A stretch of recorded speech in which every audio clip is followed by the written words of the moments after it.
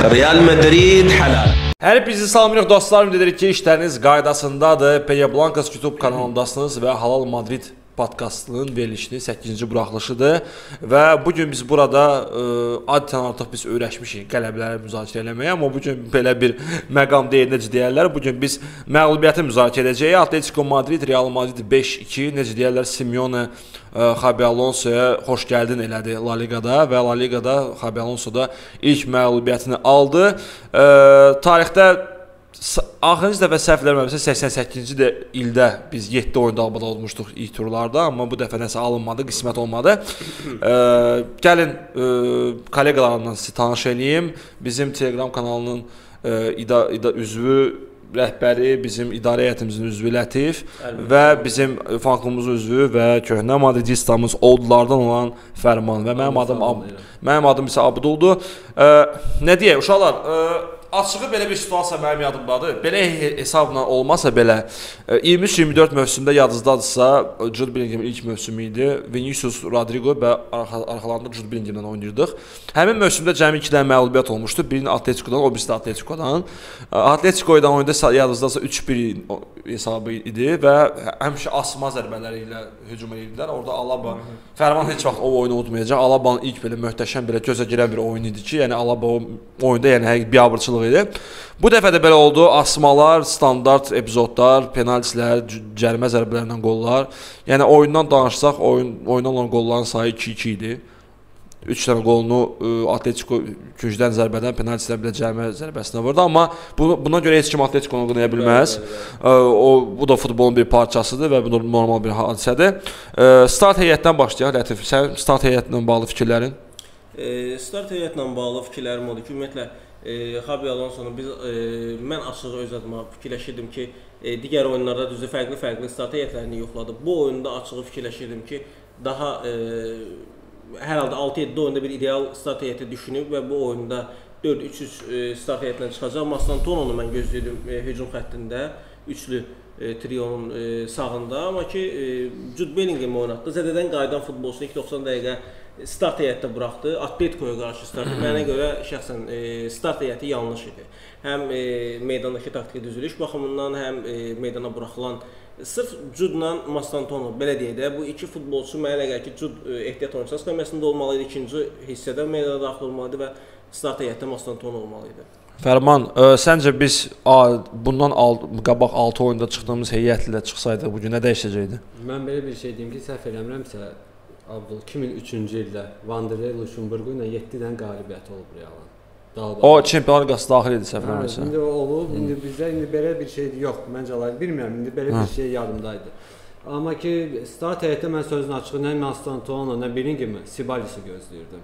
Nə üçün? Çünki top tutmaq üçün. Topu saxlamaq üçün Sibalis mütləq lazım idi. Pressingdən çıxmaq üçün. Atletico Madrid möhtəşəm oynatdı, nə deyim? Yəni haqqını həqiqətən möhtəşəm oynadı. Həm oynadı, həm nəticəni qazanandan sonra Real öz oyununa çəkdi. O xırda follar, sarı vərəqələr falan bu Atletico deməzdim. Mənə görə şəxsən Atletico Madridin bugünkü qələbəsi birinci növbədə bizim start heyəti və ondan sonra meydandakı futbolçuların belə deyək də seçimindən görə oldu.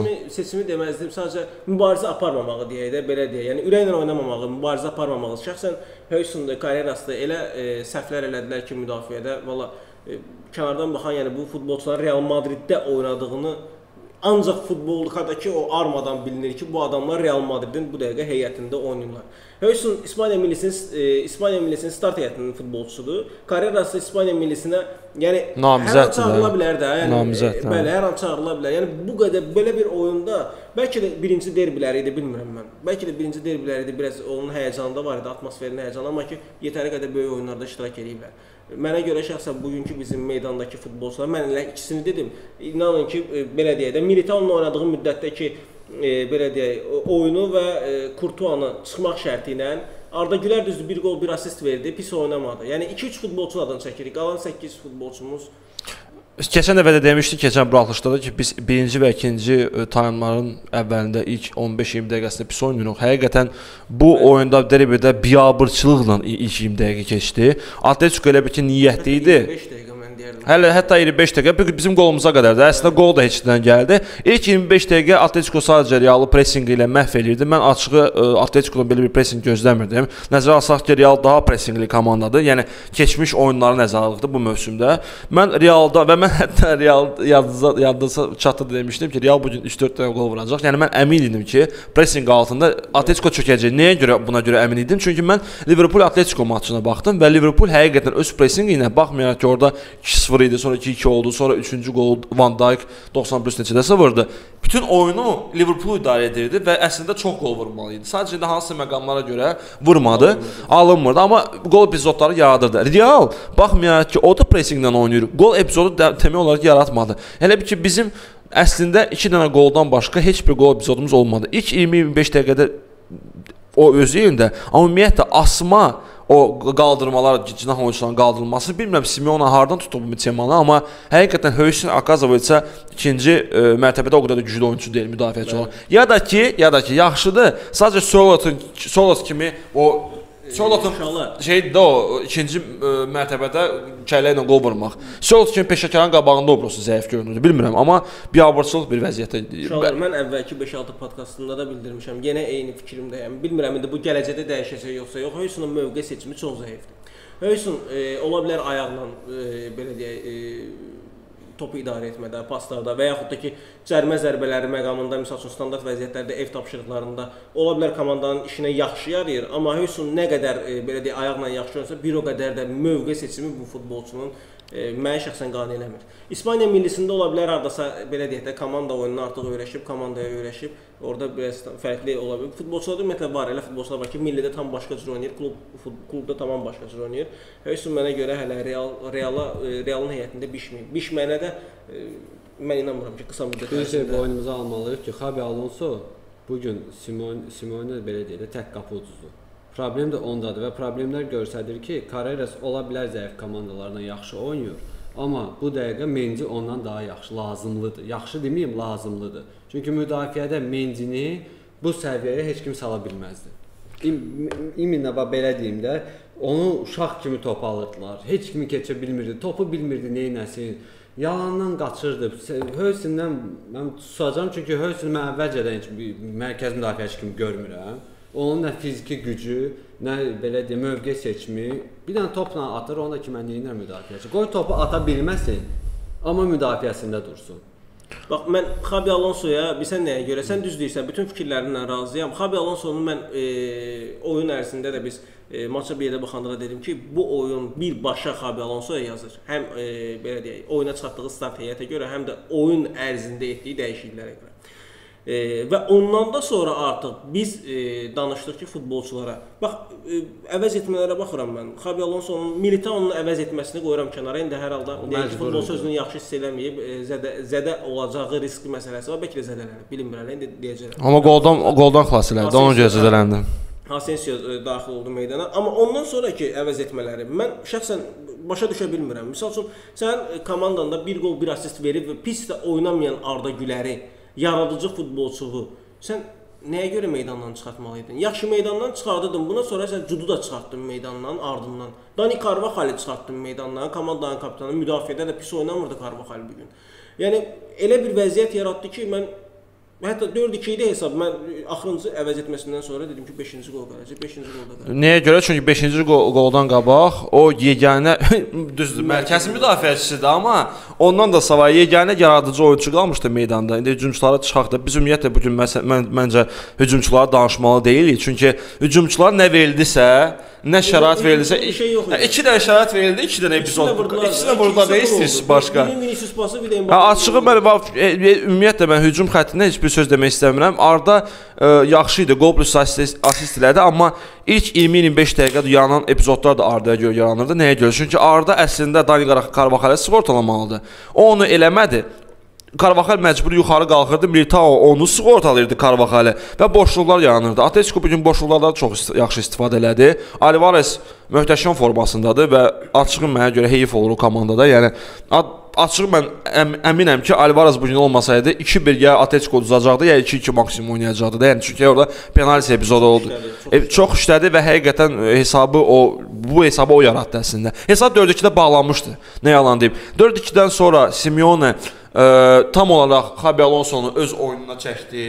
Müdafiə yaxşıca oturdu. 4 kim nə deyə bilər komandaya? Əgər sən 4 dənə qol vurmusansa, görəsən niyə müdafiə oturursan? Əcəb bilir oturur. 4 dənə top vurub sənə qardaş.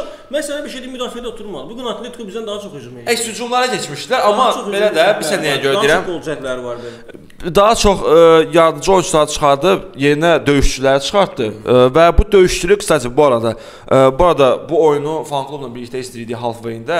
Hər birinizə təşəkkür edirəm. Bizim Telegram kanalımızın həm abunəçiləridir, həm fan klub üzvləridir. Çox sağ olun ki, gəldiniz. Sizinlə hər bir oyun daha da möhtəşəm olur. Real Madrid nə qədər bərbad idisə, siz o qədər də əla idiniz və orada bir qaqaş dedi ki, daha sən necə məqam idi? Biz Atletico birlikdə dartırlar, çırpırlar, belə bir şey eləyirlər, cırmaq atırlar. Bu normal bir hadisədir artıq. Biz öyrəşmişik. Ona bir sən kimi öyrəşməyib, nə bilim Liverpool fanatları öyrəşməyib, Chelsea fanatları. İlk dəfə Atletico görənlərdə ya da ki 3 ildən bir onları görəndə. Hər il Atletico ilə azı 2 oyun oynayan adamlar, uje bir səncə problem yoxdur.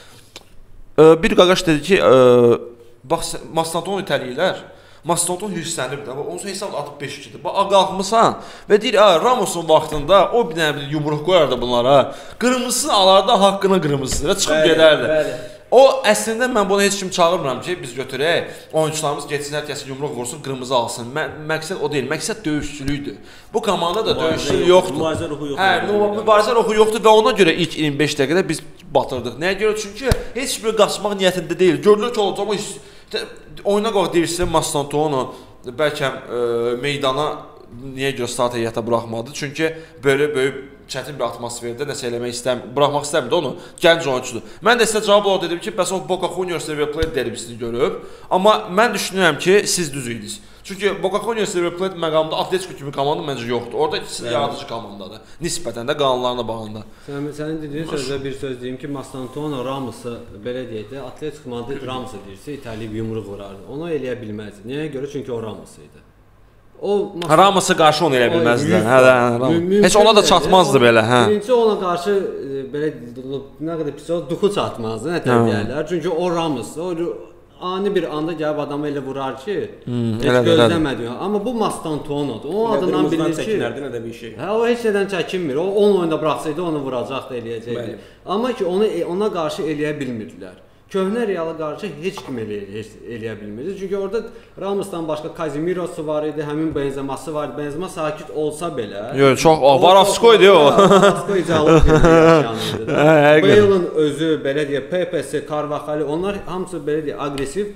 Aqressiv nədir? Futbol cəhətdən aqressiv, yaxşı, belə can yandıran oyunçular. Bunlar heç biri can yandırmır. Adamların dilinə görə dilçəyi də var idi. Adamlar hər nə qədər sərt, məsəl üçün mübarizə aparırlarsa, bir o qədər də gözəl oyun oynayırlar. Ona görə biz deyirik ki, komandanın genel. Sən də deyim, sən də deyin Çəmə sənədə Sir Alex Ferguson öz vaxtında deyirdi. Biz deyir 90 klass 92 var, onda Beckham və s. Cantona falan.